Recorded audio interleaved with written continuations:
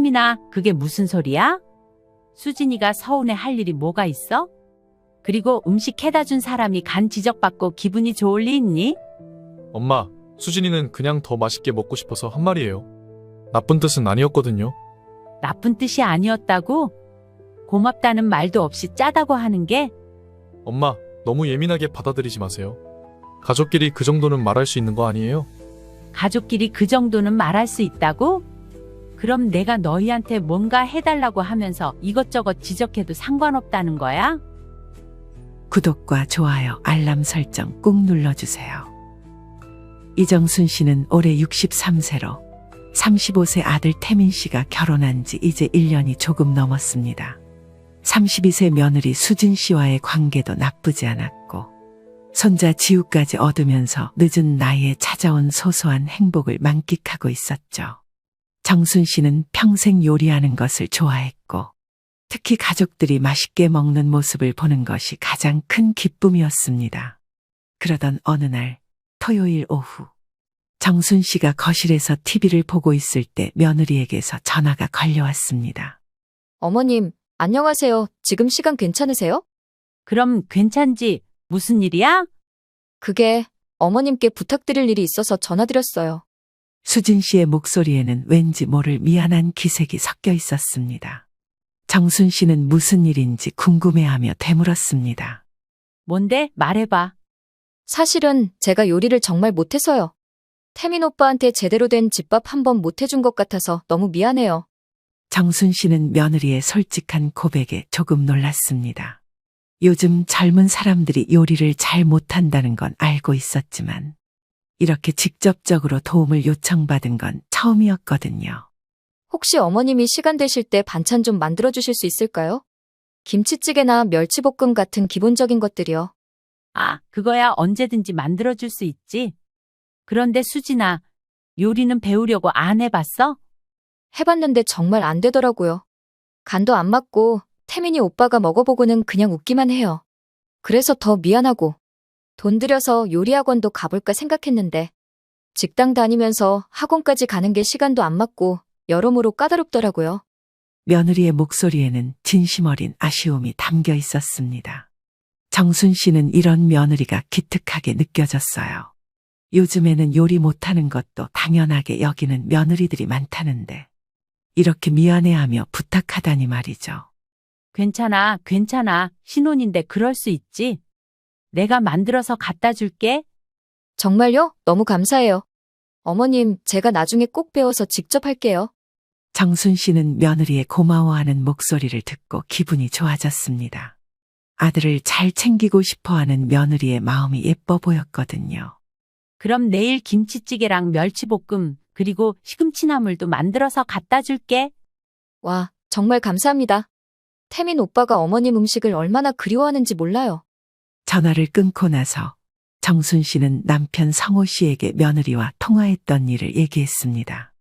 여보, 수진이가 반찬을 좀 해달라네? 그래? 직접 해먹지 않고? 김치찌개, 멸치볶음 이런 기본 반찬들이요. 아직 요리를 잘 못하나 봐요. 요즘 젊은 사람들이 다 그렇지 뭐. 그래도 부탁이라도 하니까 낫네. 성호 씨도 며느리가 직접 부탁한 것에 대해 긍정적으로 생각했습니다. 무작정 해달라고 하는 것보다는 훨씬 나은 태도라고 여겼거든요. 내일 장 보고 와서 만들어줄게요. 우리 태민이도 집에서 제대로 된 밥 한번 먹어봐야죠. 다음 날 일요일, 정순 씨는 일찍 일어나서 시장에 갔습니다. 좋은 배추와 돼지고기, 신선한 시금치를 골라서 집으로 돌아왔어요. 그리고는 정성스럽게 김치찌개를 끓이고 멸치볶음과 시금치나물을 만들었습니다. 여보, 이 정도면 충분할까요? 와, 냄새부터 좋네. 하나씩 맛봐도 되지? 성호 씨가 젓가락으로 멸치볶음을 집어 먹어보니 정말 맛있었는지 엄지를 치켜 세웠습니다. 정순 씨는 김치찌개는 큰 용기에, 멸치볶음과 시금치나물은 각각 중간 크기 용기에 정갈하게 담았습니다. 그리고는 아들네 집으로 향했어요. 집 현관 앞에서 초인종을 누르자 며느리가 반갑게 나와서 맞아줬습니다. 어머님, 정말 감사해요. 이렇게까지 해주시다니. 뭘 가족인데? 태민이 잘 먹으라고 해. 네, 오빠가 정말 좋아할 거예요. 어머님 음식이 세상에서 제일 맛있다고 항상 그러거든요. 정순 씨는 며느리의 고마워하는 모습을 보며 뿌듯함을 느꼈습니다. 이런 게 바로 가족이 서로 도와주는 것이라고 생각했거든요. 수진아, 궁금한 거 있으면 언제든지 물어봐. 요리법도 알려줄 수 있고 다음에 집에 오면 레시피 노트에 적어둘 테니까 가져가고. 네, 정말 감사해요. 조만간 어머님께 배우러 갈게요. 그날 저녁 아들에게서 감사 전화가 왔습니다. 엄마, 정말 감사해요. 수진이가 그렇게 좋아하던데요? 엄마 음식 먹고 눈물까지 날 뻔했다고 하더라고요. 그래? 그럼 다행이네. 앞으로도 필요하면 언제든지 말해. 정순 씨는 그날 밤 정말 기분 좋게 잠자리에 들었습니다. 하지만 이때만 해도 앞으로 벌어질 일에 대해서는 전혀 예상하지 못했습니다. 시간이 흘러 반찬을 갖다 준 지 일주일이 지났습니다. 한참 빨래를 널려고 하는데 며느리에게서 또 전화가 걸려왔어요. 어머님, 안녕하세요. 혹시 지금 바쁘세요? 아니야, 괜찮아. 무슨 일이야? 지난번에 해주신 음식 정말 맛있게 잘 먹었어요. 태민이 오빠가 계속 칭찬하더라고요. 며느리의 목소리는 지난번보다 훨씬 밝고 자연스러웠습니다. 정순 씨는 칭찬을 듣고 기분이 좋아졌어요. 그래, 맛있게 먹어줘서 고마워. 그런데 어머님, 혹시 이번에는 갈비찜 만들어주실 수 있을까요? 태민이 오빠가 어머님 갈비찜이 세상에서 제일 맛있다고 그러더라고요. 갈비찜은 김치찌개보다 훨씬 번거로운 요리였습니다. 갈비를 손질하고 양념을 재워두고 몇 시간 끓여야 하는 정성이 많이 드는 음식이었거든요. 갈비찜? 그건 좀 오래 걸리는데. 아, 죄송해요. 너무 번거로운 부탁을 드렸나요? 그냥 간단한 걸로 해주셔도 되는데. 며느리가 미안해하는 목소리를 내자 정순 씨는 마음이 약해졌습니다. 며느리가 이렇게 조심스럽게 부탁하는데 거절할 수도 없었거든요. 아니야, 괜찮아. 갈비찜 만들어줄게. 언제까지 필요해? 정말요? 감사합니다. 이번 주말까지면 되는데 어머님 편하신 때 해주시면 돼요. 정순 씨는 금요일에 갈비를 사서 토요일에 갈비찜을 만들기로 했습니다. 그런데 목요일 저녁 며느리에게서 또 연락이 왔어요. 어머님, 죄송한데 하나만 더 부탁드려도 될까요? 뭔데? 지우가 어머님 계란말이를 너무 좋아하거든요. 다른 건 안 먹으려고 해서 걱정이에요. 혹시 계란말이도 함께 만들어주실 수 있을까요? 이번에는 손자를 핑계로 내세웠습니다. 정순 씨는 손자 얘기가 나오니 거절하기가 더욱 어려워졌어요. 지우가 계란말이를 좋아한다고? 네, 정말 많이요. 제가 해주면 안 먹는데 어머님이 해주신 건 정말 잘 먹어요. 아무래도 손맛이 다른가 봐요. 손맛이라는 말에 정순 씨는 기분이 좋아졌습니다. 오랜 요리 경험에서 우러나는 솜씨를 인정받는 것 같았거든요. 그럼 계란말이도 같이 만들어줄게. 정말 감사해요. 어머님, 지우가 정말 좋아할 거예요. 토요일, 정순 씨는 새벽부터 일어나서 갈비찜을 만들기 시작했습니다. 갈비를 찬물에 담가 핏물을 빼고 무와 당근을 썰고 양념장을 만드는 데만 2시간이 걸렸어요. 여보, 이거 생각보다 시간이 오래 걸리네? 갈비찜이 원래 손이 많이 가는 요리잖아. 괜찮아? 이왕 하는 거 우리 며느리가 부탁하는데 제대로 해줘야지. 오후 2시가 되어서야 갈비찜이 완성됐습니다. 한참을 끓이고 간을 보느라 주방에 계속 서 있었더니 다리도 아파오는 듯 했습니다. 계란말이도 노릇노릇하게 부쳐서 예쁘게 썰어 담았어요. 정순 씨는 만족스럽게 완성된 요리들을 보며 뿌듯해했습니다.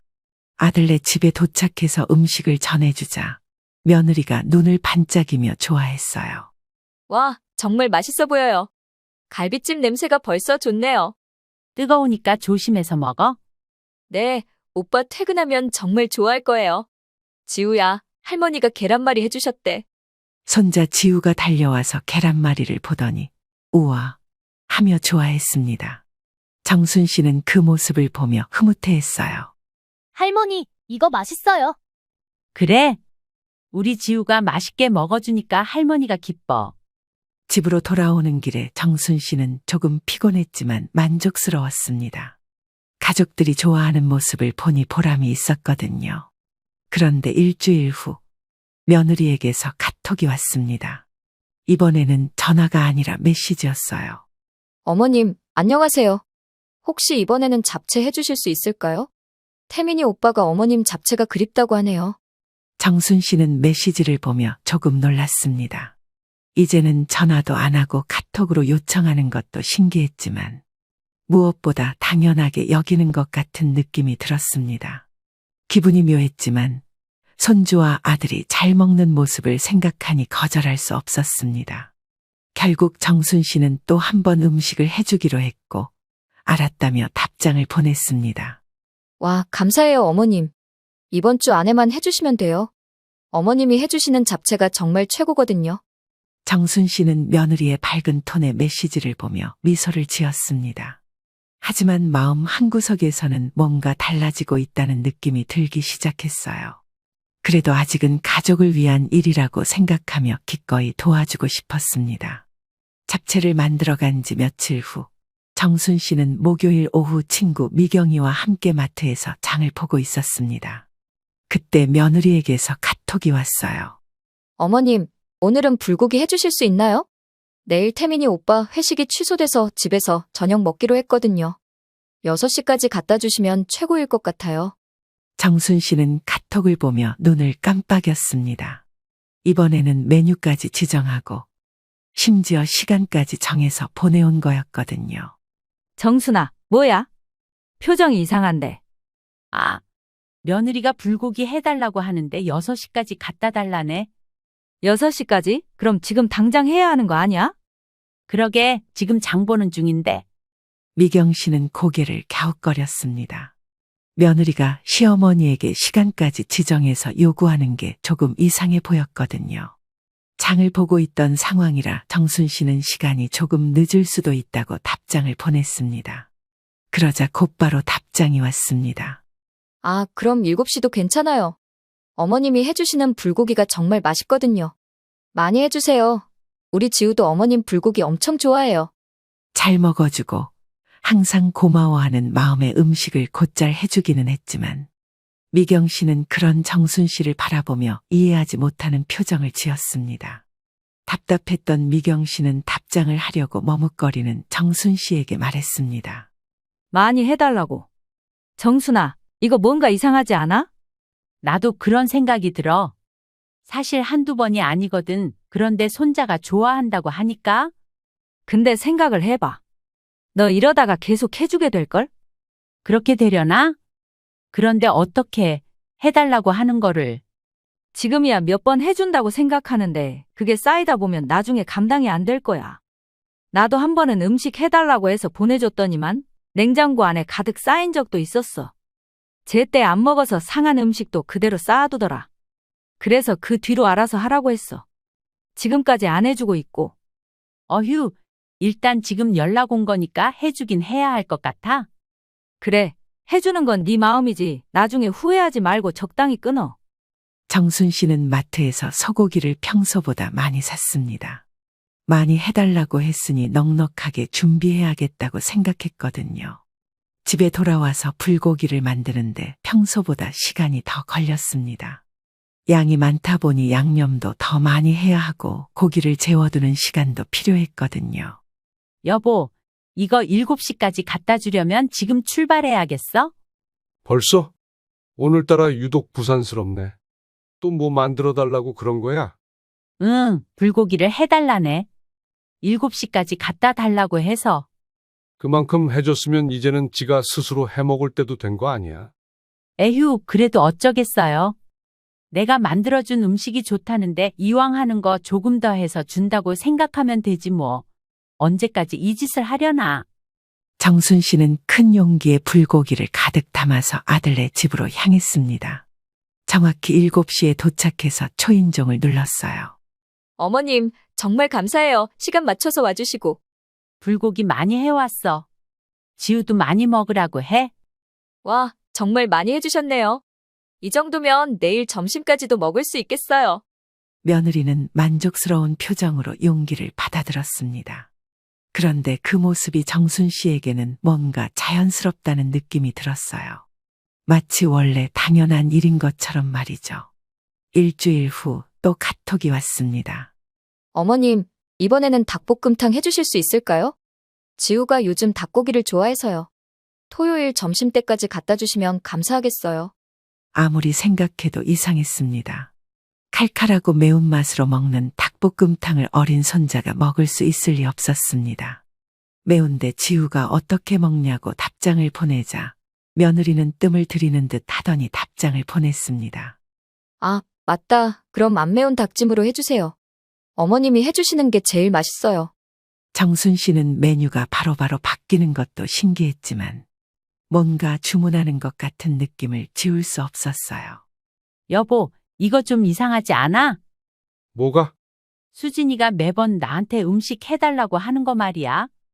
마치 음식점에 주문하는 느낌이랄까? 음식점에 주문한다고? 처음에는 음식 배우고 싶다고 자기가 잘 못하니 죄송해하면서 부탁했잖아. 근데 언젠가부터 이거 해달라, 저거 해달라 요구사항이 많아졌어. 하다못해 몇 시까지 갖다 달라고 하질 않나? 양은 어느 정도로만 해달라고 하질 않나? 성호 씨도 아내의 말을 듣고 나니 뭔가 변화가 있었다는 걸 느꼈습니다. 그러고 보니 당신이 자주 해주는 것 같은데. 주방에 오래 서 있으면 안 힘들어? 정순 씨는 달력을 확인해 봤습니다. 정말로 며느리의 요청 간격이 점점 짧아지고 있었죠. 그래도 가족인데 도와주는 건 나쁘지 않잖아. 맞아, 나도 그렇게 생각해. 그게 나쁘다는 건 아니야. 그런데 말하는 방식이 달라진 것 같아서 그래. 내 기분 탓일지도 모르겠지만. 정순 씨는 며느리를 도와주고 싶은 마음은 여전했지만 점점 변화하는 태도에 대해서는 조금씩 의문이 들기 시작했습니다. 하지만 아직은 가족을 위한 일이라고 생각하며 계속 도와주기로 마음먹었어요.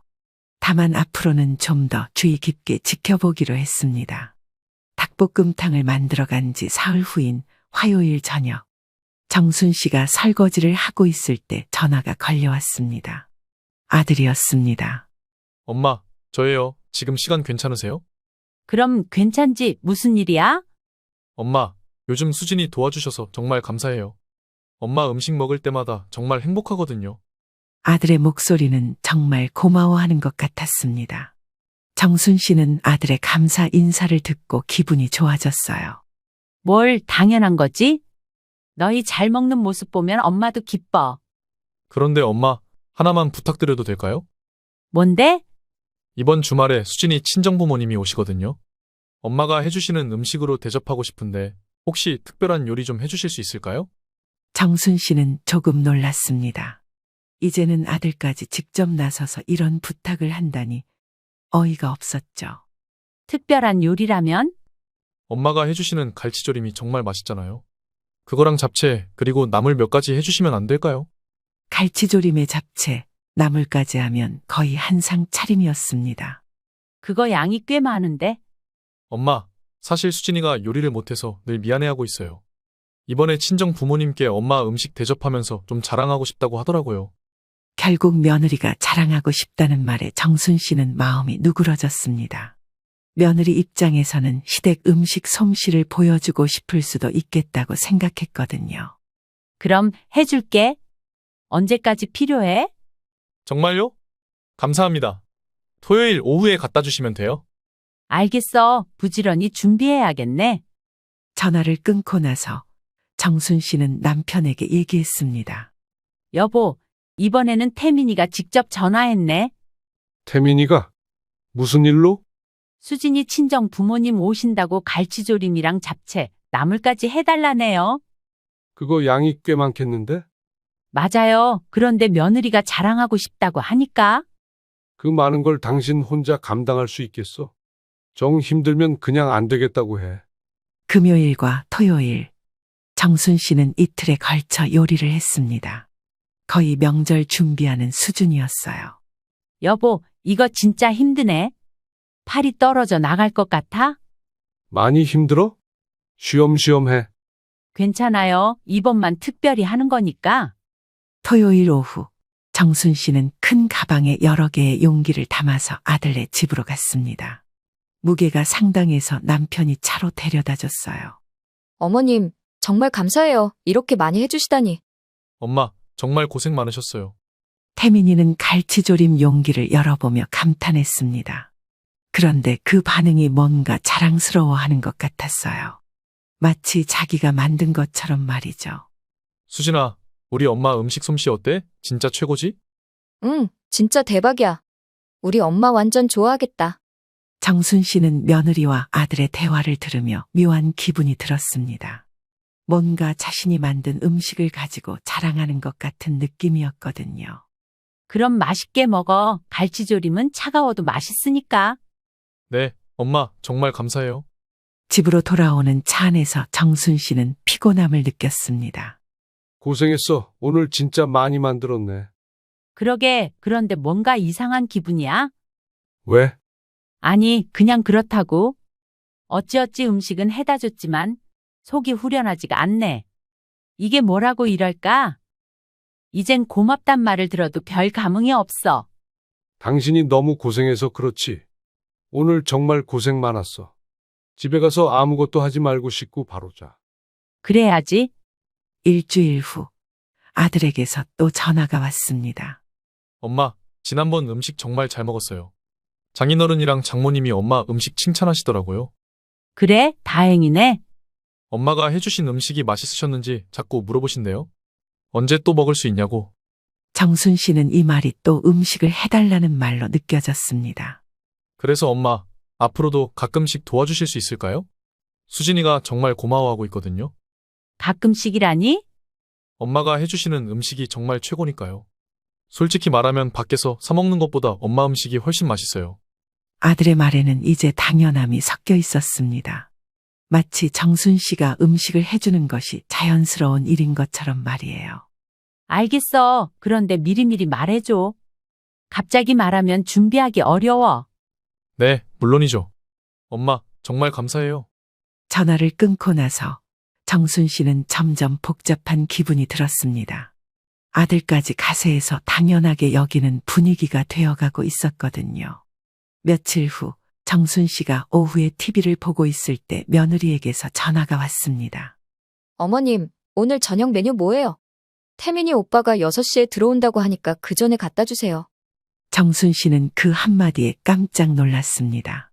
이제는 부탁을 하는 것도 아니고 아예 명령을 하는구나 싶었죠. 수진아, 오늘은 당장 갖다 주기가 좀 그렇다? 우리도 간단히 먹으려고 했고. 아, 깜빡했네요. 그럼 간단한 걸로 해주세요. 김치찌개나 된장찌개요. 어차피 그런 거 드시는 거 아니에요? 깜빡했다는 말에 정순 씨는 기가 막혔습니다. 수진아, 그래도 당일은 좀 너무하지 않니? 저번에도 말했잖아. 미리 말해줘야 장을 봐두고 만들어주던지 하지. 네네, 다음부터는 미리 말할게요. 어머님 집에 재료 없으세요? 김치는 있으실 것 같은데요? 항상 요리해 드시니까 기본적인 재료는 다 있겠다 싶었죠. 정순 씨는 며느리가 자신의 냉장고 사정까지 추측하며 말하는 것에 어이가 없었습니다. 하지만 일단 김치찌개를 끓여서 갖다 주기로 했어요. 30분 후 정순 씨가 김치찌개를 끓이고 있을 때 전화가 왔습니다. 어머님, 김치찌개 말고 된장찌개로 바꿔주실 수 있나요? 오빠가 갑자기 된장찌개 먹고 싶다고 하네요. 정순 씨는 이미 김치찌개를 반쯤 끓이고 있는 상황이었습니다. 된장찌개로 바꾸려면 처음부터 다시 해야 했어요. 수진아, 이미 김치찌개 끓이고 있는데 지금 바꿔달라고 말을 하면 어떡하니? 아까 우리도 간단히 해 먹을 거라고 했잖아. 미리 장을 봐야 한다고 그렇게 말했는데. 아, 그럼 김치찌개도 괜찮아요. 근데 좀 덜 짜게 해주세요. 오빠가 요즘 짠 거 못 먹거든요. 어휴, 일단 알았어. 김치찌개 조금만 더 끓이면 되니까 기다려. 며느리의 전화를 끊은 뒤 정순 씨는 슬슬 화가 나기 시작했습니다. 하지만 그리 멀지 않은 거리라 얼른 갖다 주고 말자 싶었습니다. 그리고 김치찌개를 갖다 준 후 집에 돌아왔을 때 카톡이 와 있었습니다. 어머님, 찌개 잘 받았어요. 그런데 좀 짠 것 같아요. 다음에는 간 좀 봐주세요. 정순 씨는 더 이상 화를 참을 수 없었습니다. 며느리의 메시지에는 고마움 따위는 전혀 없었고 배려 뻔뻔한 마음만 가득했기 때문입니다. 여보, 이거 정말 너무한 것 같아. 왜? 또 뭔 일이야? 수진이가 이젠 음식감 가지고 뭐라 하네. 이번엔 짜다고 다음엔 신경 써서 해달래. 뭐, 간을 지적해? 응, 그리고 메뉴도 마음대로 바꿔. 김치찌개 끓이고 있는데 갑자기 된장찌개로 바꿔달라고 하고. 이 집도 한두 번이지. 이게 오냐오냐 다 받아주니까 그냥 당연하게 생각하나 봐. 상호 씨도 이제는 며느리의 행동이 도를 넘었다고 생각했습니다. 이틀 후, 이번에는 아들에게서 전화가 왔습니다. 엄마, 수진이가 좀 서운해하고 있어요. 뭘 서운해? 지난번 김치찌개가 좀 짰다고 하니까 엄마가 기분 나빠하신 것 같다고 하더라고요. 정순 씨는 기가 막혔습니다. 컴플레인을 해놓고는 자기가 서운하다고 하고 있었거든요. 태민아, 그게 무슨 소리야? 수진이가 서운해 할 일이 뭐가 있어? 그리고 음식 해다 준 사람이 간 지적받고 기분이 좋을 리 있니? 엄마, 수진이는 그냥 더 맛있게 먹고 싶어서 한 말이에요. 나쁜 뜻은 아니었거든요. 나쁜 뜻이 아니었다고? 고맙다는 말도 없이 짜다고 하는 게? 엄마, 너무 예민하게 받아들이지 마세요. 가족끼리 그 정도는 말할 수 있는 거 아니에요? 가족끼리 그 정도는 말할 수 있다고? 그럼 내가 너희한테 뭔가 해달라고 하면서 이것저것 지적해도 상관없다는 거야? 엄마, 그게 무슨 말이에요? 수진이는 정말 감사하게 생각하고 있어요. 감사하게 생각한다면서 고맙다는 말 대신에 그딴 지적질을 해? 니들이 나한테 고맙다는 말 한마디를 해도 괜찮을까 말까인데. 그따위로 생각을 했다 이 말이지? 그런데 엄마, 지금 너무 흥분하신 것 같은데. 내가 흥분 안 하게 생겼어?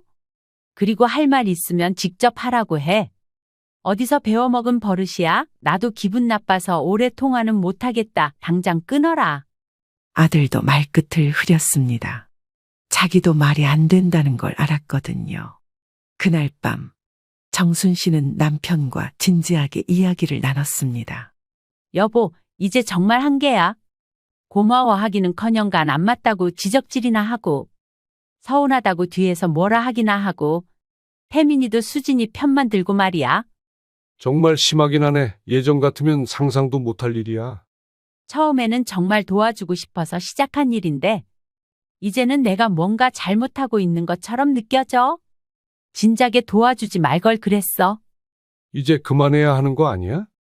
정순 씨는 정말 답답했습니다.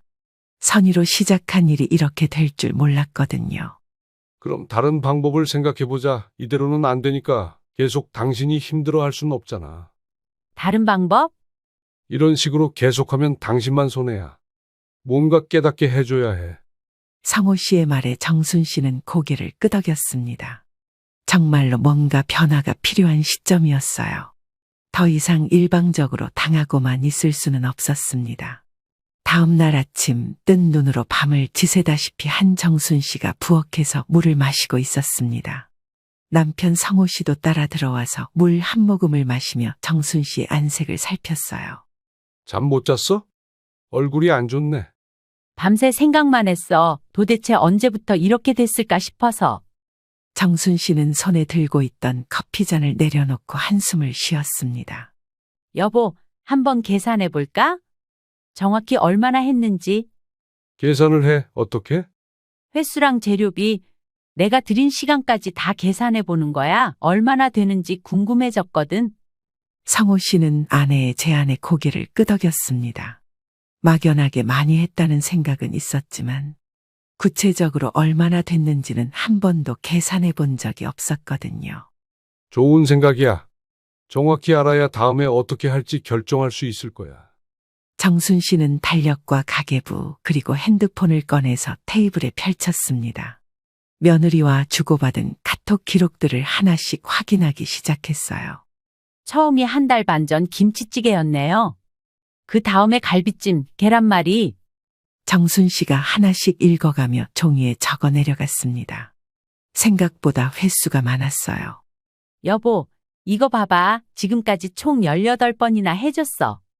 18번? 그게 한 달 반 만에? 응. 처음에는 일주일에 한 번이었는데 요즘에는 거의 일주일에 3번씩이잖아. 툭 하면 뭐 해달라고 하고 점심때 연락 와서는 저녁밥 해서 갖다 달라고 그러고 성호 씨는 놀란 표정을 지었습니다. 이렇게 정리해서 보니 정말 많은 횟수였거든요. 그럼 재료비는 얼마나 들었을까?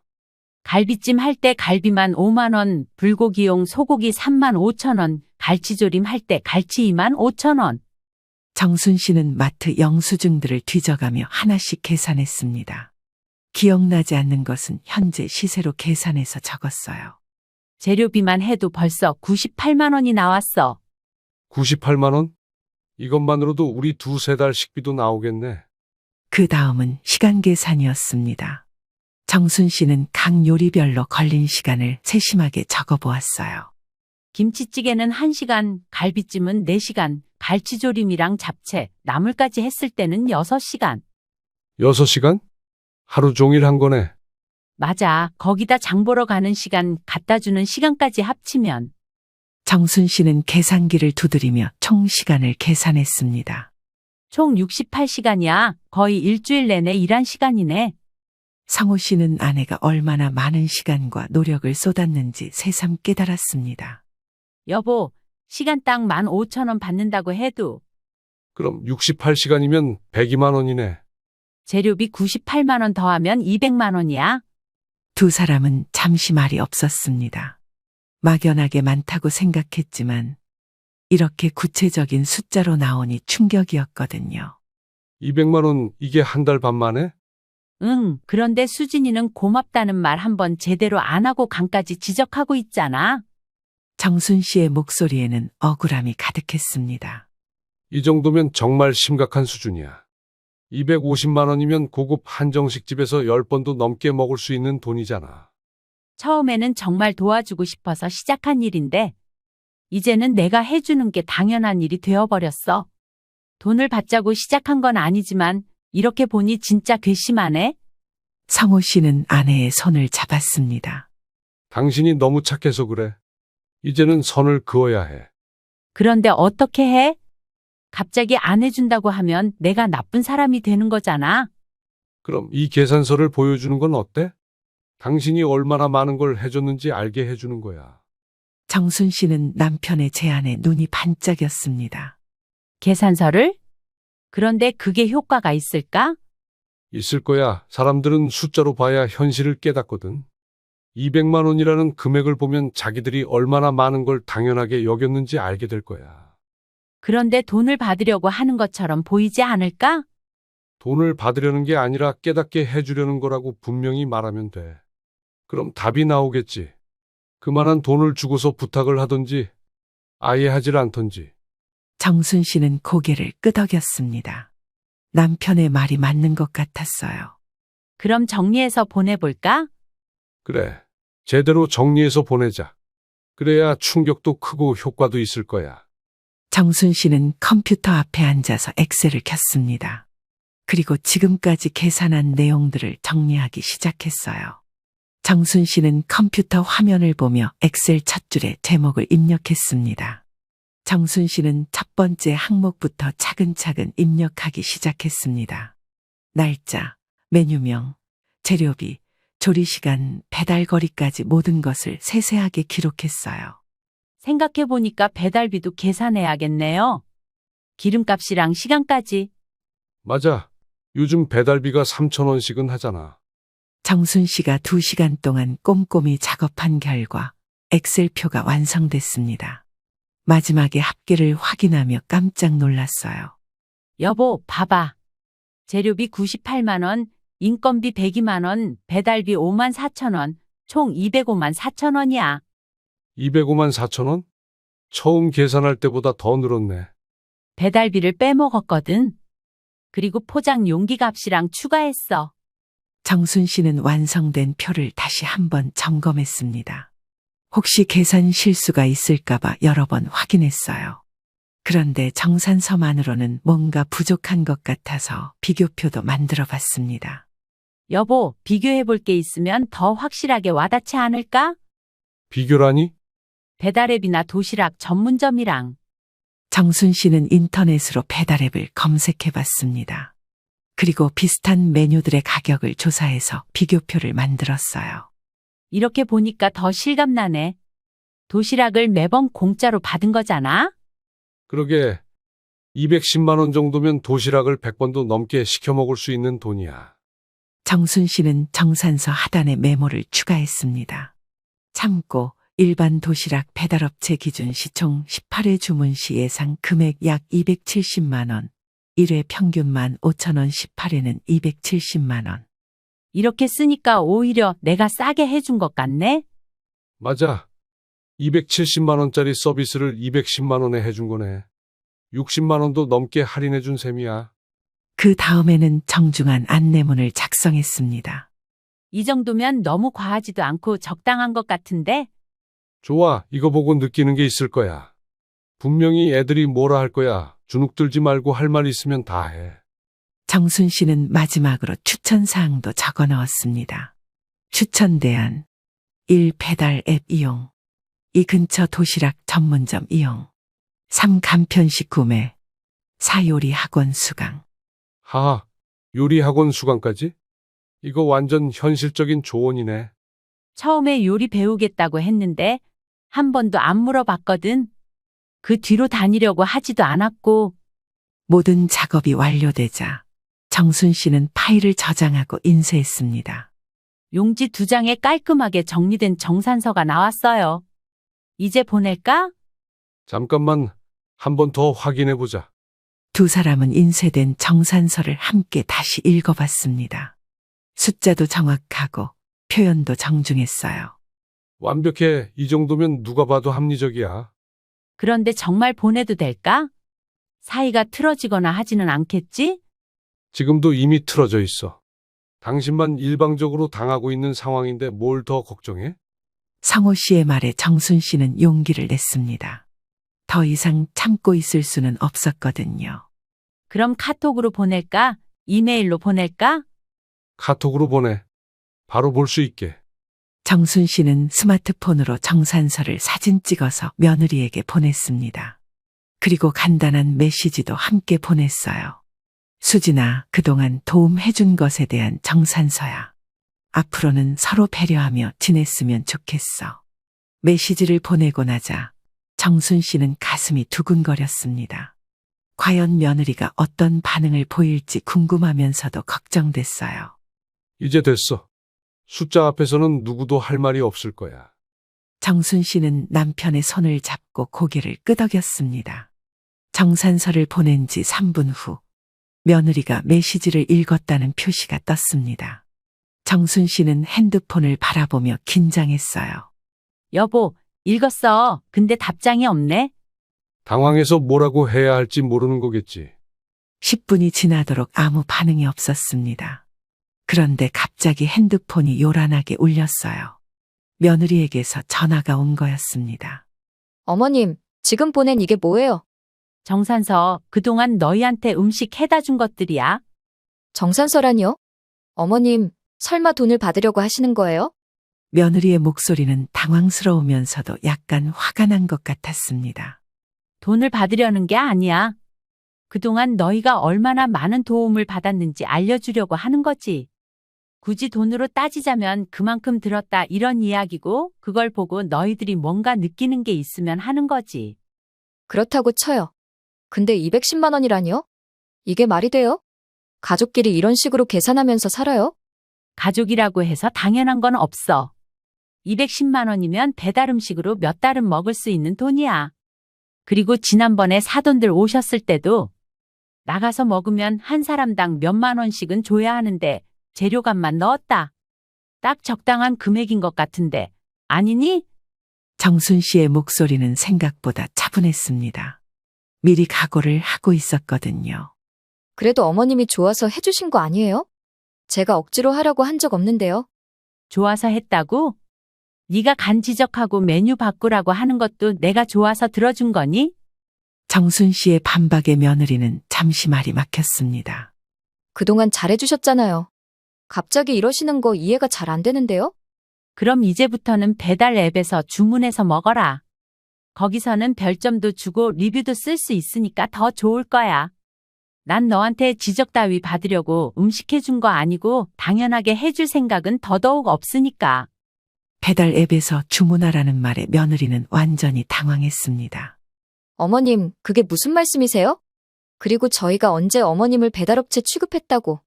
취급 안 했다고 메뉴 정해서 주문하고 시간 지정해서 배달 요구하고 맛없으면 컴플레인하고.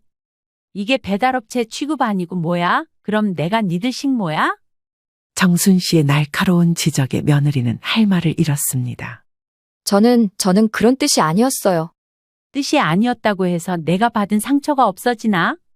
210만 원어치 도움받고도 고맙다는 말 한 번 제대로 못 들었어. 당연하게 여기는 태도, 그게 문제라는 거야? 지금도 그러잖니? 그때 전화기 너머로 아들의 목소리가 들렸습니다. 엄마가 뭐라고 그래? 내가 얘기할게. 전화 좀 줘봐. 잠시 후 아들이 전화를 받았습니다. 엄마, 이건 좀 심한 거 아니에요? 가족끼리 이렇게 돈 계산하면서 사나요? 심하다고? 그럼 수진이가 나한테 한 행동들은 안 심해? 그건 그래도. 정순 씨의 냉정한 계산에 아들도 말문이 막혔습니다. 엄마, 그래도 우리가 그렇게 심하게 한 건 아니잖아요. 심하게 안 했다고? 어제도 메뉴 바꾸라고 하고 간 지적하고 고맙다는 말도 없이 그냥 받기만 했잖아. 그건 좀 미안하긴 했는데. 미안하긴 했다고? 미안한 줄 알면서 왜 계속 그랬어? 정순 씨는 더 이상 참지 않기로 했습니다. 이제부터는 정말로 필요한 경우에만 부탁해라. 그렇지 않으면 배달로 사서 먹던가 해. 난 더 이상 그냥은 못 해준다. 엄마, 그리고 태민아, 너도 마찬가지야.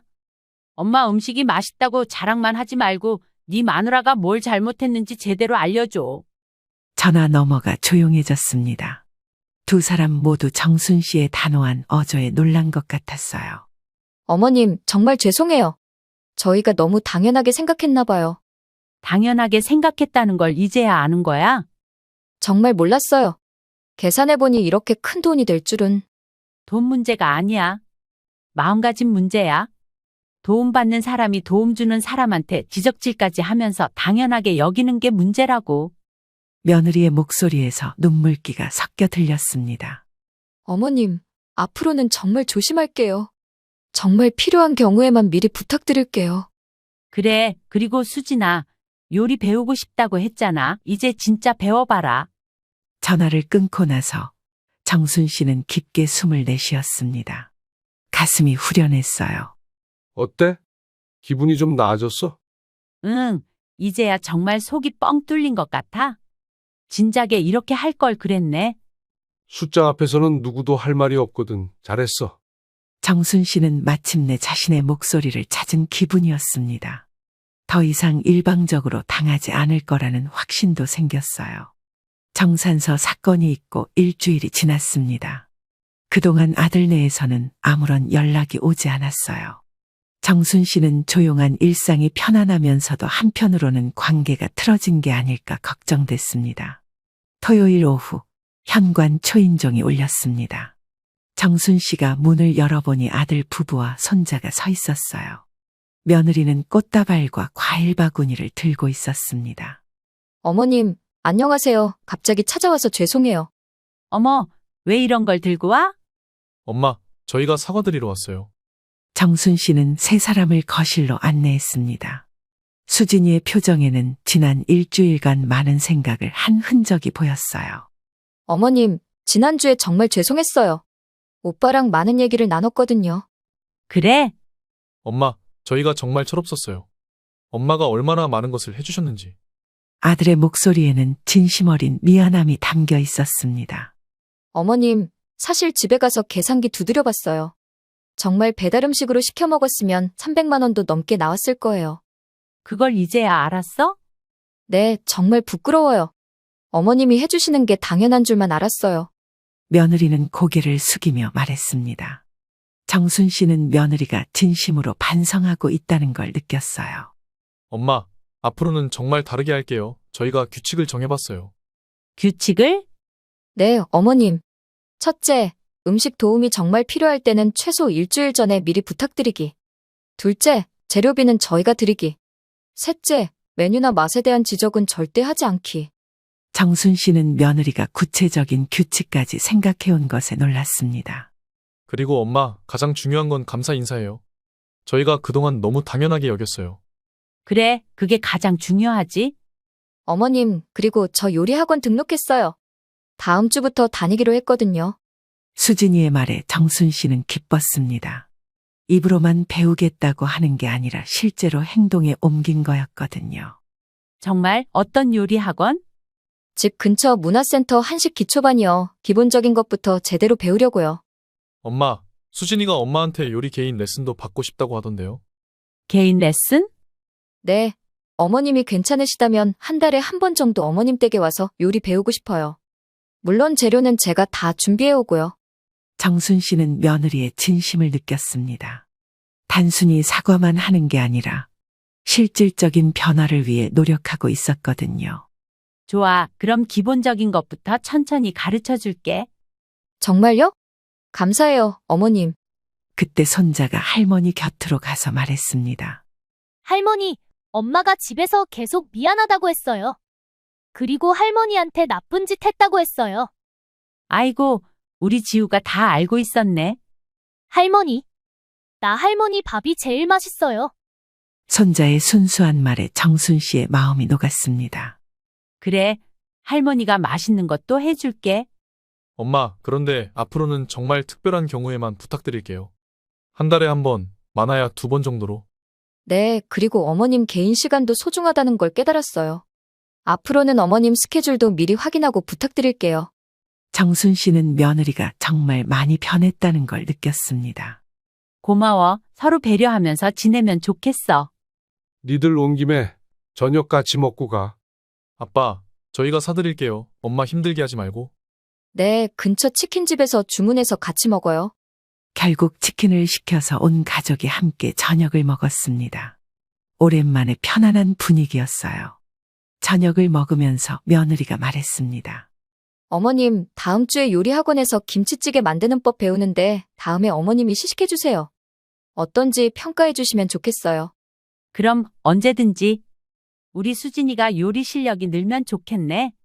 엄마, 앞으로는 엄마가 해주시는 음식의 소중함을 잊지 않을게요. 아들의 말에 정순 씨는 고개를 끄덕였습니다. 아들네가 돌아간 후 정순 씨는 남편과 함께 설거지를 하며 이야기를 나눴습니다.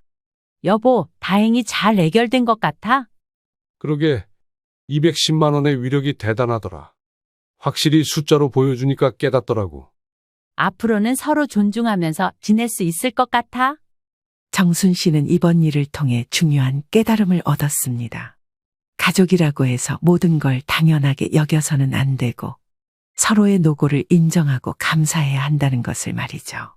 그리고 무엇보다 자신의 목소리를 내는 것이 얼마나 중요한지도 알게 되었습니다. 이제 정순 씨는 누구에게도 일방적으로 당하지 않을 자신감이 생겼어요. 가족 간에도 건강한 경계가 필요하다는 소중한 교훈을 얻은 따뜻한 이야기였습니다. 아, 진짜 또 자고 간다고?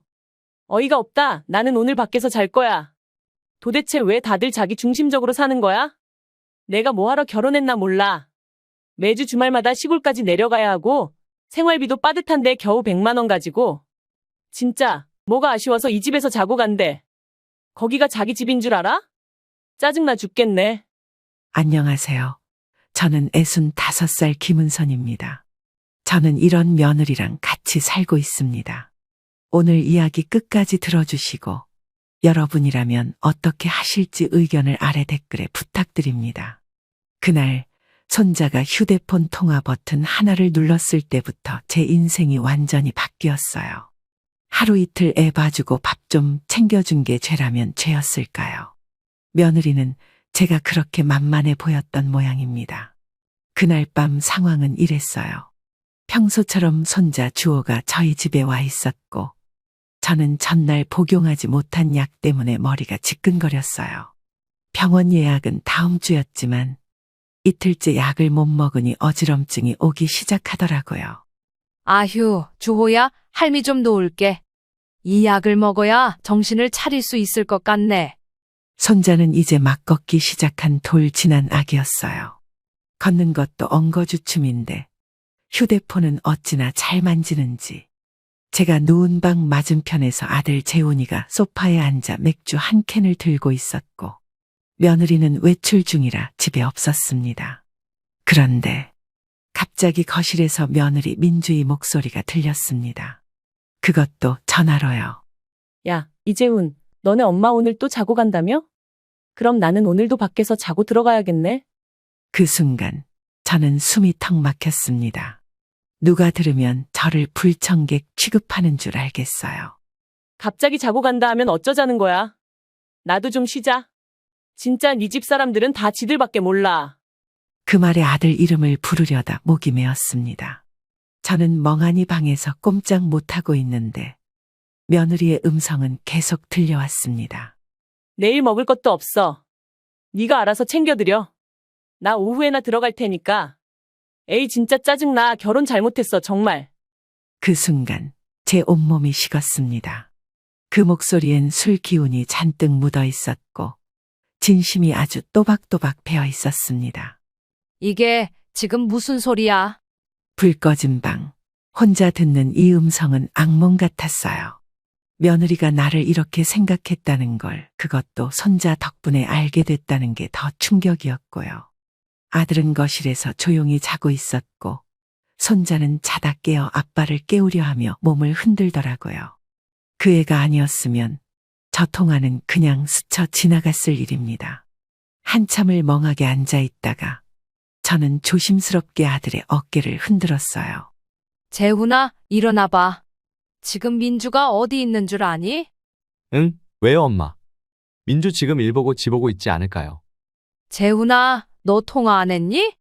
민주가 아까 통화했는데 그거 주호가 받아버렸어. 그제야 재훈이 눈이 휘둥그레졌습니다. 전 재훈이에게 며느리의 말 중 일부만 들려줬어요. 민주가 오늘도 자고 간다고 하니까 자긴 또 외박해야겠다더라. 그냥 친구 집 간다는데 이게 무슨 말이냐? 정말 그런 말을 했다고요? 그럴 리가 없는데, 민주가요? 재훈이의 얼굴이 창백해졌습니다. 그제야 저도 눈물을 참지 못했어요. 내가 어떻게 대해줬는데 이렇게 나를 몰래 욕할 수 있냐? 엄마, 죄송해요. 제가 민주한테 물어볼게요. 저도 솔직히 요즘 이상하다고 느꼈어요. 그날 밤 저는 방으로 다시 들어갔습니다. 몸이 너무 무거워서 이불을 덮기도 힘들 정도였어요. 주호가 제 옆에 와서 잘 붙어 자는데 그 따뜻한 체온에 도리어 더 눈물이 났습니다. 저는 그날 밤 단 한숨도 못 잤습니다. 내가 며느리한테 이렇게까지 속았나. 이제야 보인 거예요. 웃으며 예의 바르게 말하는 그 뒤에 있던 진짜 속내가. 다음 날 저는 재훈이가 조심스럽게 아침 식사를 준비하는 모습을 보며 묻지 않았습니다. 그 애도 충격이었겠죠. 하지만 아무 말이 없다는 건 그 애도 알고 있었단 뜻일지도 모릅니다. 그때부터였습니다. 이 집에서 계속 머무는 게 맞는가? 아들과 며느리 사이에 내가 있어도 되는 건가? 아니, 그보다 더 큰 문제는 내 손주 주호를 이런 환경에 두어도 되는가였습니다. 그날 손자의 손가락이 눌러준 통화 한 통으로 저는 사람을 다시 보게 됐고 제 남은 인생도 다시 생각하게 됐습니다. 믿었던 가족이 등 돌리는 건 남보다 더 차가운 법이에요. 이제 저는 그 진실을 똑똑히 알게 되었습니다. 그날 밤 손자가 누른 전화 한 통의 며느리의 본심을 듣고 난 뒤 저는 오랫동안 묻어둔 제 과거를 곱씹기 시작했어요. 솔직히 그때까지도 며느리를 미워하지 못했습니다. 그 아이가 뭔가 잘못되었겠거니 힘든 일이 있었겠지. 이런 마음이 먼저 들었어요. 왜 그랬을까요? 제가 그동안 너무 많은 걸 참고 살아와서 그랬던 것 같아요. 남편은 아이들 대학 보내고 얼마 지나지 않아 세상을 떠났어요. 지병이 있었지만 그토록 빨리 갈 줄은 몰랐죠. 그 사람은 늘 말했어요. 당신이 애들 대학만 보내면 나머진 내가 다 책임질게. 그때부턴 편하게 살아. 하지만 약속은 지켜지지 않았어요. 약을 손에 쥐고도 제대로 치료받지 못한 채 남편은 그렇게 떠났습니다. 장례식 끝나고 난 다음 날 저는 미역국을 끓였어요. 애들이 굶을까 봐요. 그땐 그게 당연한 줄 알았어요. 저희 집에는 두 남매가 있어요. 첫째는 아들 재훈이, 둘째는 딸 재희. 아들은 조금 무뚝뚝하지만 속 깊은 아이였고, 딸은 조곤조곤한 성격의 책을 손에서 놓지 않는 아이였어요. 딸은 교사가 되었고, 아들은 회사원이 되었죠. 그 길은 사실 각자의 선택이었어요.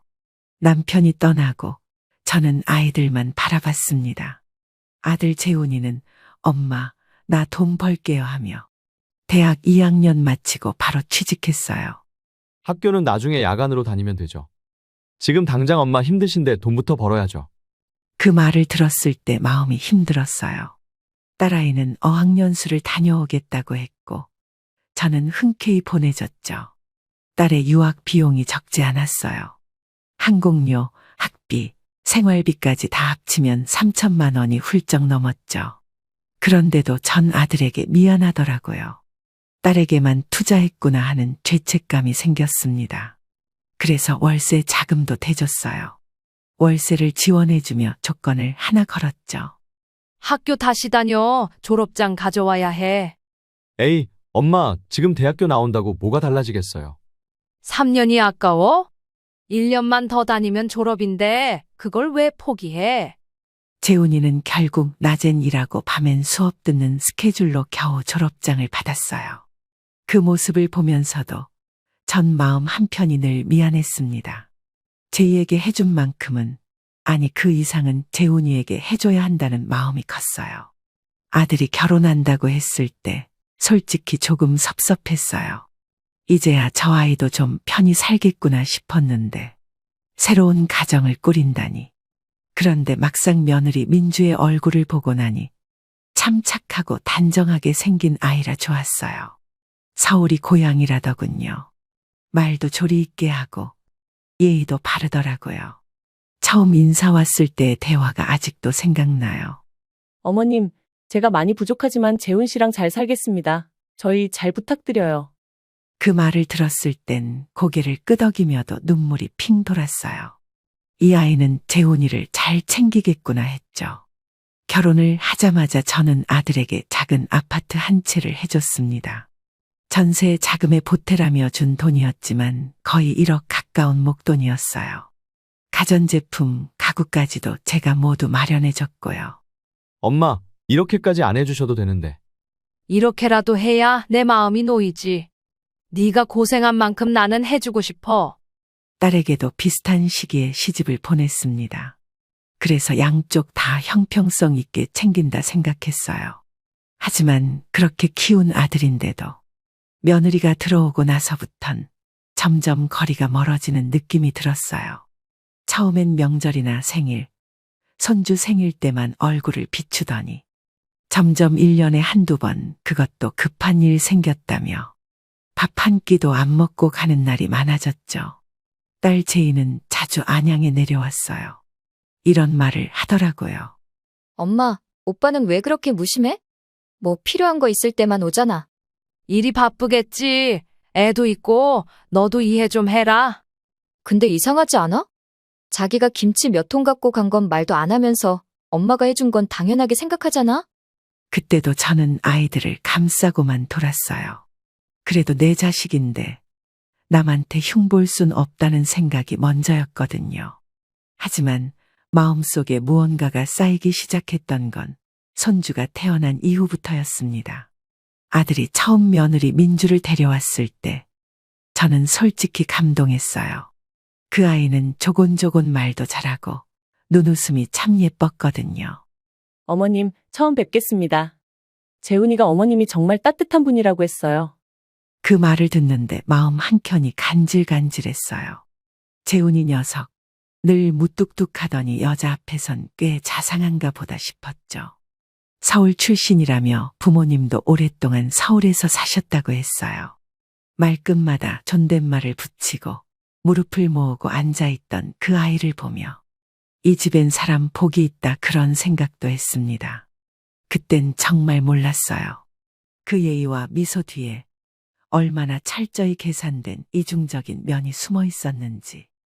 결혼식은 무난히 치렀습니다. 제가 주도해서 예식장부터 혼수까지 대부분 도왔고, 신혼집은 서울 외곽의 작은 아파트를 하나 전세로 마련해줬어요. 집값이야 말할 것도 없이 비쌌지만, 처음 시작하는 아이들에게 부담만은 안기지 말자는 생각이 먼저 들었어요. 결혼 초부터 돈 걱정하면 뭐 하겠니? 살면서 천천히 갚아도 된다. 엄마, 진짜 너무 고마워요. 정말 감사합니다. 어머님, 기대도 안 했는데. 그 말 지금도 기억나요. 그땐 정말 진심인 줄 알았어요. 가전제품도 제가 직접 알아보고 설치까지 마쳤어요. 냉장고, 세탁기, TV는 물론이고 침대랑 식탁까지 손수 골랐죠. 딸 결혼 때도 그랬지만 아들 결혼 땐 더 신경을 썼던 것 같아요. 아들이니까 며느리가 불편하지 않게끔 해줘야 할 것 같았거든요. 그리고 저는 마음을 비웠습니다. 이제 애들 가정은 애들 몫이다. 난 그저 멀리서 바라보자. 그런데 그게 말처럼 쉬운 일이 아니더라고요. 재훈이 부부가 결혼하고 난 뒤 안양 집은 참 조용해졌어요. 아들이 서울로 떠난 뒤론 명절 아니면 얼굴 보기 힘들더군요. 한 번은 재훈이가 혼자 내려왔어요. 엄마, 민주가 이번엔 처가에서 명절 보내기로 했대요. 그 말에 고개는 끄덕였지만 솔직히 속 은 좀 쓰렸어요. 그래도 처가도 처가 나름 사정이 있겠지 싶어 넘겼습니다. 하지만 그 뒤로도 며느리가 함께 오는 일은 손에 꼽을 정도였어요. 그 와중에 딸 제이는 주말마다 안양 집에 왔어요. 엄마, 오빠네는 왜 이렇게 안 와?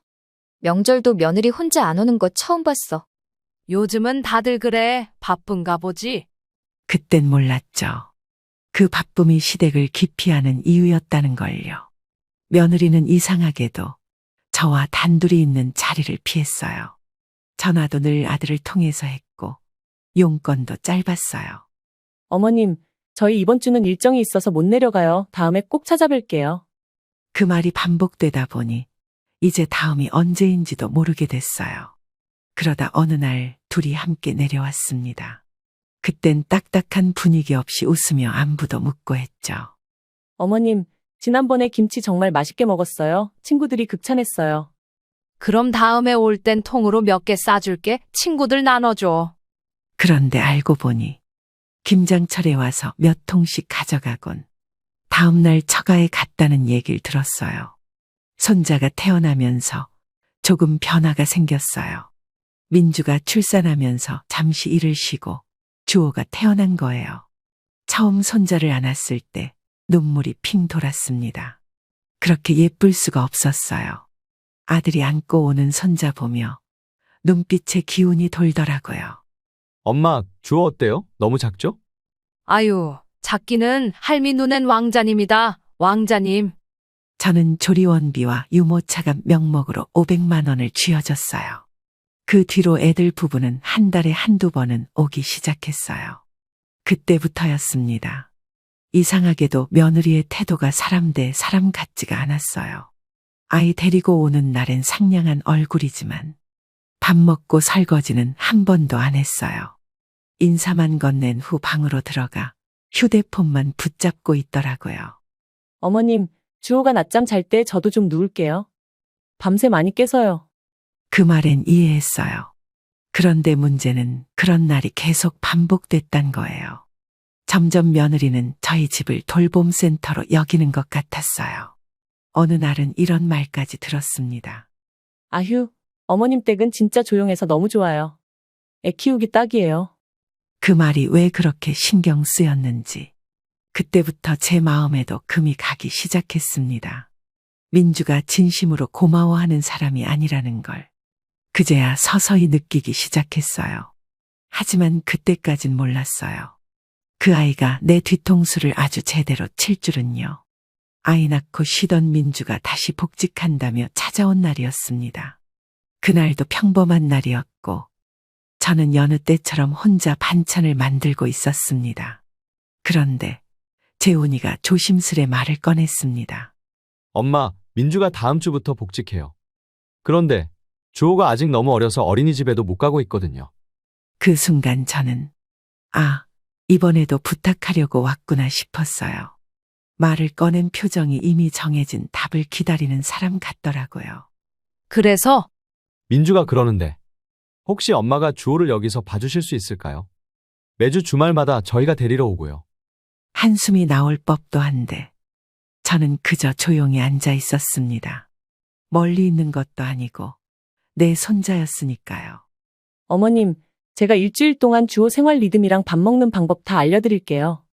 5개월 만이에요. 그때까지만 봐주시면 돼요. 민주의 눈엔 간절함이 묻어 있었습니다. 그 아이의 말을 그대로 믿은 제가 바보였죠. 민주는 그 주 주호와 함께 제 집에 머물렀습니다. 말 그대로 인수인계를 하겠다는 거였어요. 낮잠은 몇 시, 이유식은 어떻게, 시도 때도 없이 설명이 이어졌습니다.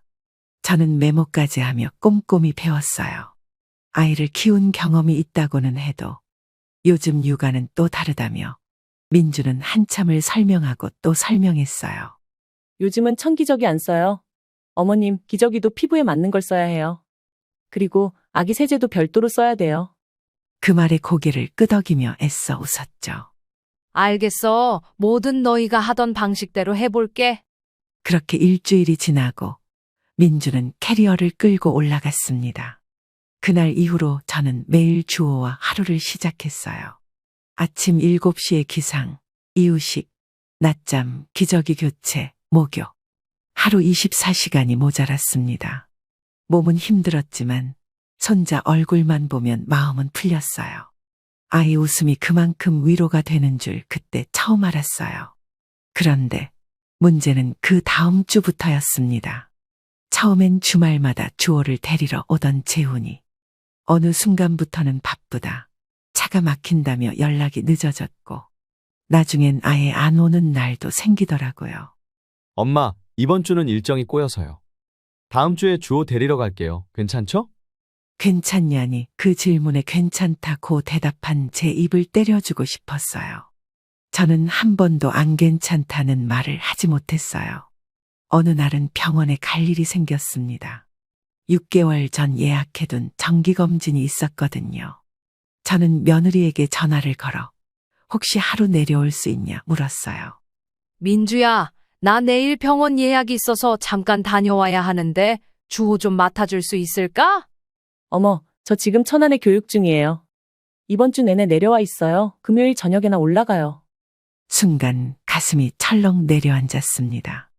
내일은 병원도 병원이지만 약이 다 떨어져 가던 상황이었거든요. 어머님, 병원 일정 바꾸셔야 할 것 같아요. 결국 전화를 끊고 병원에 다시 연락했어요. 다행히 일주일 뒤 오후 일정으로 다시 예약을 받을 수 있었죠. 그 일로 저는 깨달았습니다.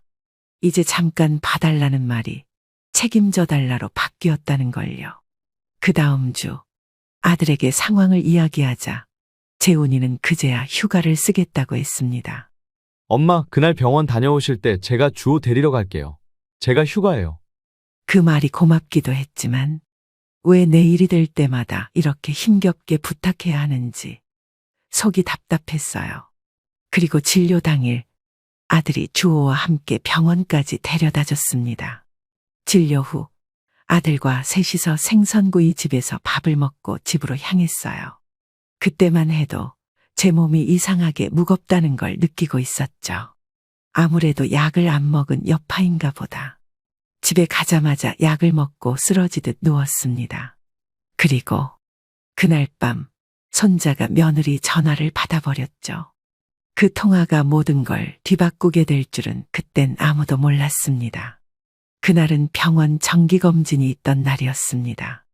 재훈이 휴가를 내고 저를 데려다주고 진료가 끝난 뒤엔 셋이서 생선구이를 먹었죠. 민주는 일이 있어 동행하지 못했지만 나름 가족 같은 하루였어요. 아들 집에 잠시 들렀다가 몸이 너무 피곤해서 소파에 앉았다가 그대로 잠이 들었어요. 몸이 무거웠고 약기운도 돌던 터라 정신이 흐릿했죠. 그런데 그 잠 속에서 저는 다시는 돌아갈 수 없는 진실을 듣게 됐습니다. 한밤중이었어요. 주호가 칭얼대며 거실로 기어나와 울고 있었고 아들 재훈이는 술 한잔 했는지 소파에 엎드려 잠들어 있었습니다.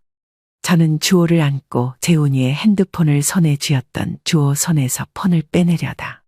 그만 주호 손가락이 스피커 통화 버튼을 눌러버렸습니다. 그 순간 전화가 연결되었고 거짓말처럼 며느리의 목소리가 집안 가득 울려 퍼졌습니다. 아, 진짜 또 자고 간다고? 어이가 없다. 나는 오늘 밖에서 잘 거야. 그 목소리는 술에 잔뜩 취해 있었고 짜증과 경멸이 그대로 묻어 있었습니다. 도대체 왜 다들 자기 중심적으로 사는 거야? 내가 뭐하러 결혼했나 몰라. 매주 주말마다 시골까지 내려가야 하고 생활비도 빠듯한데 겨우 100만 원 가지고. 저는 핸드폰을 든 채 굳어버렸어요. 가슴이 쿵쾅대고 손이 덜덜 떨렸어요. 그동안 봐왔던 민주의 웃는 얼굴, 어머님 덕분이에요 하던 그 목소리, 그 모든 게 다 가면이었단 사실을 그날 밤 저는 제 귀로 확인한 겁니다. 진짜 뭐가 아쉬워서 이 집에서 자고 간대? 거기가 자기 집인 줄 알아? 짜증나 죽겠네. 순간 저는 전화기를 빼뜯 꺼버렸습니다. 거실에서 자고 있는 아들을 보자 더 화가 치밀었고 그대로 재훈이 등을 세게 쳤습니다. 이재훈, 너 일어나봐. 당장 일어나봐. 엄마, 왜요? 무슨 일이에요? 민주가 지금 밖에서 잔다고. 너 핸드폰으로 통화 연결된 거 내가 들었어. 네? 무슨 소리세요? 아들은 당황하며 폰을 들여다봤습니다. 통화 기록은 생생히 남아 있었고 주호가 스피커폰을 누른 것도 믿기 힘들지만 사실이었어요. 민주가 그랬어. 이 집이 자기 집인 줄 아느냐? 왜 자고 가냐? 짜증난다고. 설마 농담이겠죠. 술 마셨겠죠. 농담이었으면 좋겠다. 그런데 그 말들이 농담 같았니? 아들은 말없이 고개를 떨궜습니다. 그제야 조금씩 눈을 뜨는 듯했어요. 처음엔 믿고 싶지 않았겠죠. 하지만 자꾸 반복되는 민주의 외박과 말도 없이 들어오지 않는 날들. 이젠 더 이상 우연이 아니라는 걸 본인도 느끼고 있었던 겁니다. 엄마, 나 사실 민주가 이상하다고 느낀 적 있어요. 친구들 만난다고 하면서 새벽에 들어오거나 아예 외박한 적도 몇 번 있었고요. 그걸 지금 말해? 너는 왜 그렇게 사람 믿고만 살았니? 설마 싶었어요. 그냥 스트레스 받았나 보다, 육아도 힘들고 하니까 그랬나 보다 했죠. 저는 말이 나오지 않았어요. 결혼한 지 몇 년 안 됐는데 벌써 이 모양이고 손자를 낳고도 그 책임감 하나 제대로 갖지 못하는 모습에 속이 문드러졌습니다. 그날 새벽 며느리는 집에 들어오지 않았습니다. 저는 거의 밤을 꼬박 새웠고 아들은 한참을 멍하니 앉아 있더군요. 다음 날 아침 현관문이 열렸고 민주가 비틀거리며 들어왔습니다. 어머님, 아직 계셨네요? 죄송해요. 일이 늦게 끝나서요. 지금이 몇 시야? 어제 왜 연락도 없이 안 들어왔어? 그냥 친구 집에서 술 한잔하다 자버렸어. 뭐가 그렇게 문제야? 그 말투, 그 당당한 표정. 이 집에서 고작 손자 돌봐주는 시어머니 앞에서 미안함 하나 없는 그 태도에 저는 치가 떨렸습니다. 내가 널 어떻게 대해줬는데? 넌 날 이런 식으로 대하니? 어머님, 제가 무슨 큰 잘못을 했다고 그러세요? 다들 자기 삶 사는 거죠. 민주야, 너 어제 통화한 거 엄마가 다 들었어. 스피커폰으로 주호가 통화 버튼 눌렀다고. 그 말을 듣자 민주 얼굴이 하얗게 질렸습니다. 그건 그냥 술김에 한 말이고 기분이 좀 안 좋아서. 술김에도 본심은 나오는 법이야? 너 어제 했던 말 나는 평생 못 잊을 거다. 민주야, 진짜야? 너 이 집에서 자고 간다니까 짜증났다고 말한 게 진심이야? 민주는 아무 말도 하지 못했고 그 자리에서 고개만 떨구고 방으로 들어가 버렸습니다. 그날 이후 저는 그 집의 마음이 더 이상 없었습니다. 사람이 사람이기를 포기한 태도, 말 한마디면 무너지는 진심. 그걸 저는 너무 늦게야 알아버렸습니다. 하지만 이제라도 알았으니 뒤늦게라도 정리할 수 있겠죠. 이제 이 집에선 누구도 저를 함부로 대해선 안 된다는 걸 보여줄 차례였어요. 그날 이후 저는 며느리 민주를 제대로 쳐다볼 수가 없었어요. 며느리 입에서는 한마디 사과도 없었고 오히려 저를 향해 냉랭한 눈빛을 보내더군요. 그런데 이상하죠. 미안하단 말도 변명도 아무 말도 안 하니까 도리어 더 무서웠어요. 그 아이의 속을 전 정말 하나도 모르겠더라고요. 며칠이 지났어요. 재훈이는 그날 이후 말수가 줄었어요. 집에 오면 말없이 주호를 안고 있다가 조용히 잠자리에 들더라고요. 재훈아, 민주랑 요즘 대화 좀 해봤어? 아니요. 말을 꺼내면 싸울 것 같아서요. 그래도 그렇게 지내다간 더 틀어질 거야.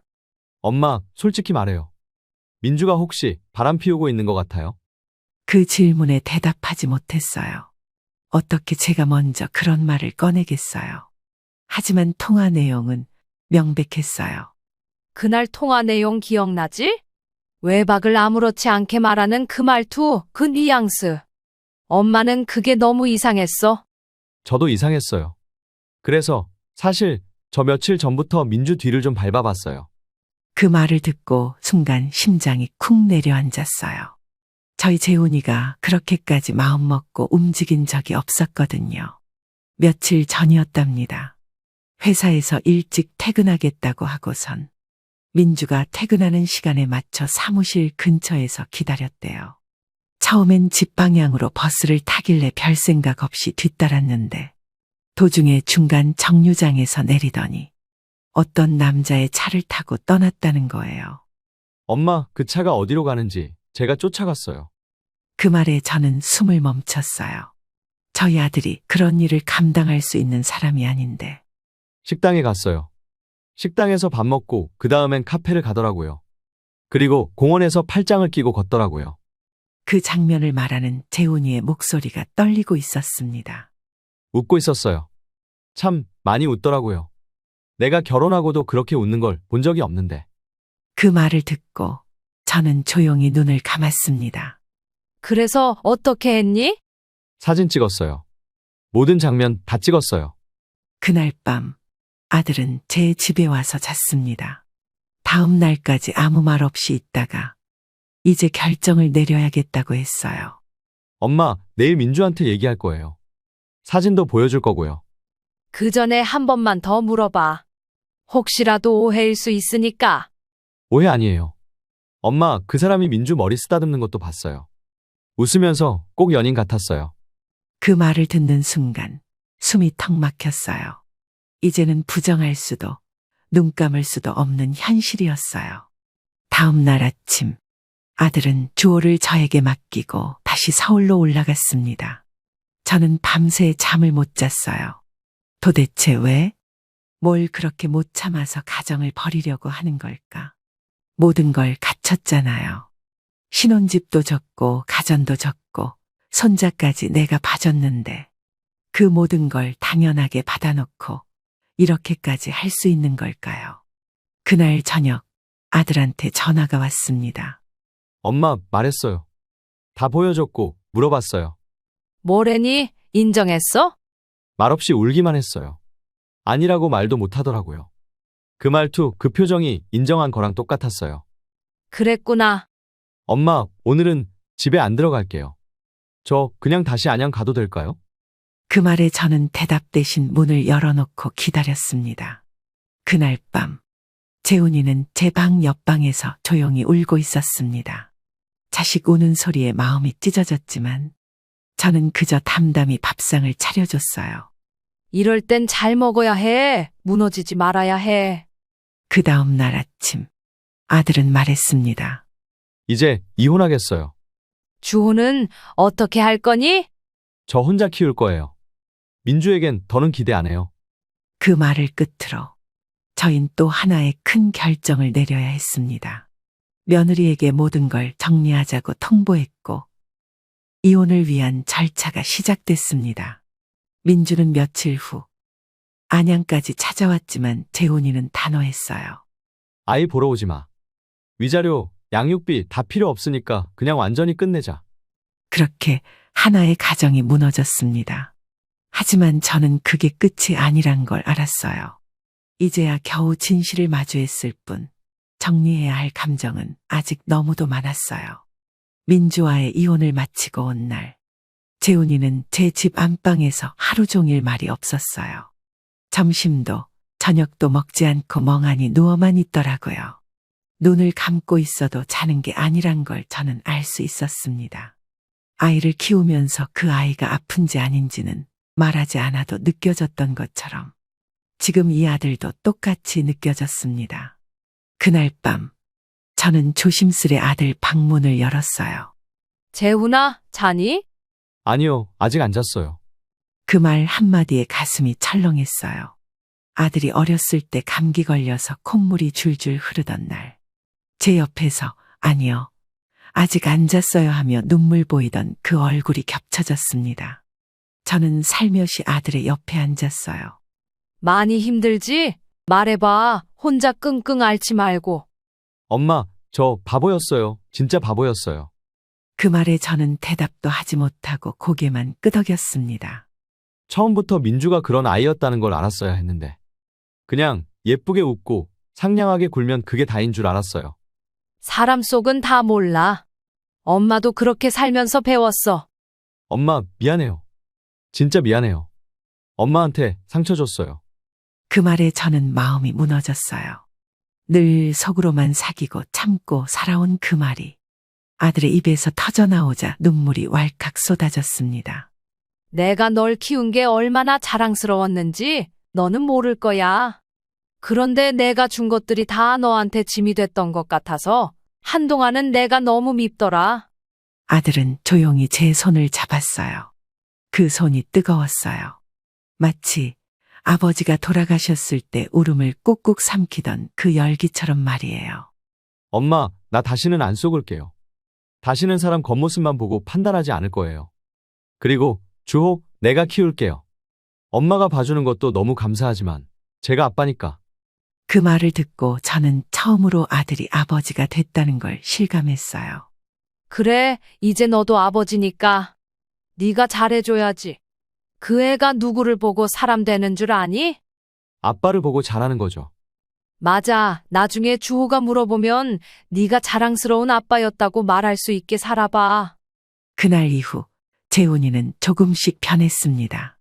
출근 전엔 주호를 깨워 이유식을 먹이고 퇴근하고 와서는 기저귀도 갈고 목욕도 시키더라고요.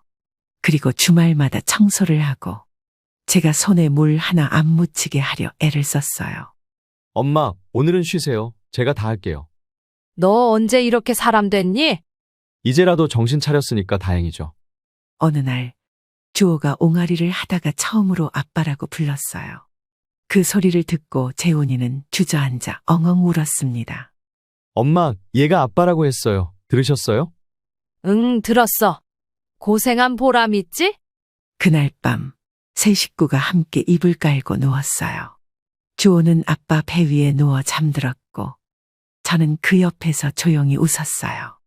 그 순간만큼은 세상 무엇보다 따뜻하고 평화로운 시간이었어요. 며느리 민주가 집으로 한번 찾아왔던 날이 있었습니다. 무릎 꿇고 빌었어요. 다시 잘해보겠다고, 자기가 미쳤었다고, 주호만이라도 보게 해달라고요.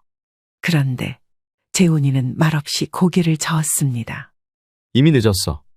주호 앞에 다시는 나타나지 마. 정말 아이 얼굴도 못 보는 거야? 그날 네 통화, 네 표정 난 다 봤어. 그 말 한마디면 됐어. 이젠 됐다.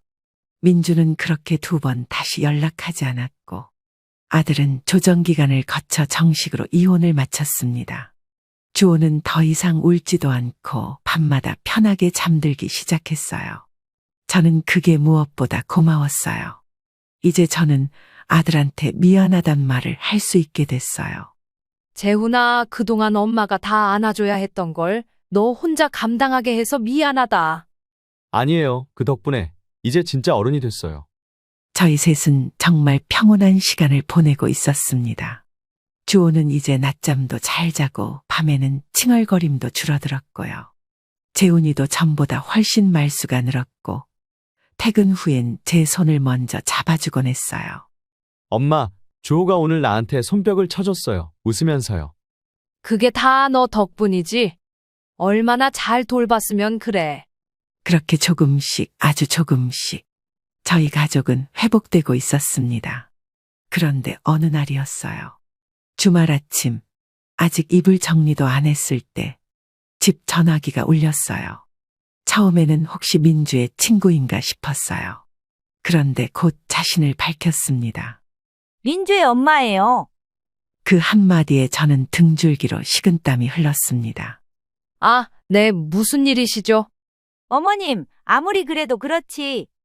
딸 하나 있는 사람 마음은 조금 생각해 주셨어야죠. 그 말에 저는 벼락을 맞은 듯 멍해졌습니다. 무슨 말씀이신지 모르겠네요. 딸이 이혼당할 만한 짓을 했는데 제가 뭘 더 어떻게 생각해야 하죠? 사람 일이 다 그런 거잖아요. 실수할 수도 있는 건데 어떻게 그렇게 단칼에 끊으실 수가 있어요? 손주 얼굴도 못 보게 하고. 참다 저는 전화기를 꽉 쥐고 소리쳤습니다. 그 실수가 뭔 줄은 아세요? 남편 두고 딴 남자 만나며 웃던 거요. 그게 실수인가요?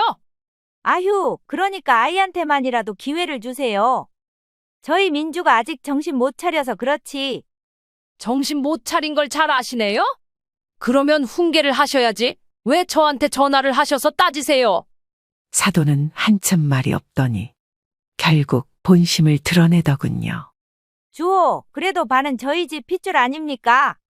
너무 완전히 끊어버리시려는 것 같아서 드리는 말씀입니다. 그 말에 저는 목이 뜨거워졌습니다. 그럼 지금까지 제가 키운 시간은 뭔데요?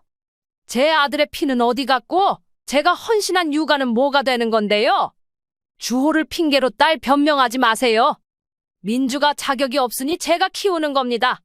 그 애한테 다시는 접근하지 마세요.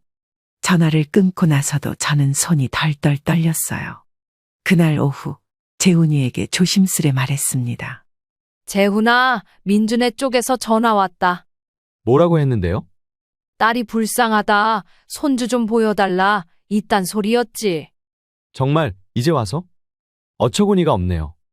그날 저녁 민주도 연락을 해왔습니다. 이번엔 문자였어요. 어머님, 제가 잘못했어요. 정말 미안해요. 주호 얼굴이라도 볼 수 있을까요? 그 문자 한 줄에 전 온몸이 식었습니다. 그제서야 저는 확실히 느꼈어요. 얘네는 끝난 게 아니라 다시 틈을 만들려고 한다는 걸요. 다음 날 사돈이 집 앞까지 찾아왔습니다. 직접 얼굴을 보고 말하고 싶다며요. 저는 문을 열어주지 않았어요. 현관 밖에서 소리 높이는 그 목소리만 들었습니다. 사돈, 아무리 그래도 너무하신 거 아닙니까? 저희 민주는 진짜 후회하고 있어요. 손자 좀 보게 해주세요. 지금 그 손자 당신 딸이랑 상관없어요. 끝났어요. 그녀는 거듭 말을 돌려 말했지만 끝내 저는 문을 열지 않았습니다. 그날 밤 저는 스스로에게 맹세했어요. 이제부터는 누구도 내 가족을 함부로 들쑤시게 두지 않겠다. 내가 지킬 사람은 내 아들과 내 손주 하나면 된다. 그리고 그 결심을 행동으로 옮기기 위해 다음 날 변호사 사무실에 찾아갔습니다. 혹시 전처 측에서 접근하거나 연락할 경우 법적으로 차단할 수 있나요? 변호사는 조용히 고개를 끄덕이며 말했습니다. 물론 가능합니다. 접근금지 가처분 신청부터 준비하시죠. 저는 미련 없이 그 서류에 서명했습니다. 접근금지 가처분 신청이 접수되자 민주는 아무 말도 하지 않았습니다. 그 이후로는 문자 하나 없었고 그의 엄마도 더 이상 연락이 오지 않았어요. 재훈이는 말없이 제 옆을 지켰고 저는 집안일을 하면서도 늘 귀를 세우고 있었습니다. 혹시라도 또 어디서 들이닥칠까봐. 그 긴장감 속에서도 저는 단 한 번도 후회하지 않았습니다. 아니, 오히려 이제야 제 자리를 되찾은 기분이었어요. 며칠 뒤 법원으로부터 연락이 왔습니다. 이혼은 이미 마쳤지만 접근금지 조치는 정식으로 심리해야 한다고 하더군요. 날짜가 잡히고 저는 옷장 앞에 서서 한참을 고민했어요. 이 나이에 법정까지 가는 제가 참 우습기도 하고 대체 왜 이런 고생을 하고 있나 싶기도 했죠. 그래도 문득 손자가 눈앞에 아른거렸어요. 저의만큼은 저처럼 속고 살지 않게 해야 했어요. 조정기일 날 법원 대기실에 앉아 있는 제 앞에 민주와 그 엄마가 나란히 앉았습니다. 재훈이는 손을 꼭 쥔 채 제 옆에 있었고, 저는 순간 마음이 흔들릴 뻔했지만 그때 들었던 그 말들, 그 표정들, 그게 뇌리를 쳤어요. 재훈아, 괜찮지? 괜찮아요. 엄마가 여기까지 와준 것만으로도 든든해요. 민주는 저를 바라보며 입을 열었습니다. 어머님, 그날은 제가 많이 취했어요. 감정이 격해서 그런 거고요. 주호는 제 자식이에요. 그 말에 저는 웃음이 났습니다. 너 자식이라 부를 자격이 있어? 네가 애 보는 날보다 내가 애 본 날이 더 많다. 그건 너도 알지? 재판장 안으로 들어갔고 판사 앞에서 저는 진심을 말했습니다. 저는 지금 제 손자를 제가 지키고 싶습니다. 그리고 그 어미는 자식에 대한 책임을 지려는 의지도 없습니다. 저는 혼자 키우겠다고 결정했고 친권도 이미 제 명의로 되어 있습니다. 판사는 양측 의견을 들은 후 말했습니다. 명확한 폭행이나 강압은 없지만 아이와 어머니의 심리적 안정에 위해가 된다고 판단됩니다. 가처분 명령 인용하겠습니다. 그 말을 듣고 저는 숨이 턱 막혔어요. 이제 끝났다는 안도감 때문이었죠. 정말로 끝이었습니다. 밖으로 나오자 민주는 눈물을 줄줄 흘리며 말했어요.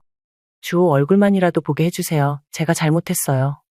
그 눈물 너 자신한테 미안해서 흘리는 거지.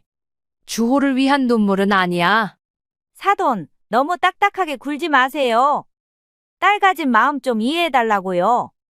나도 딸 있어요. 근데 이렇게는 안 키워.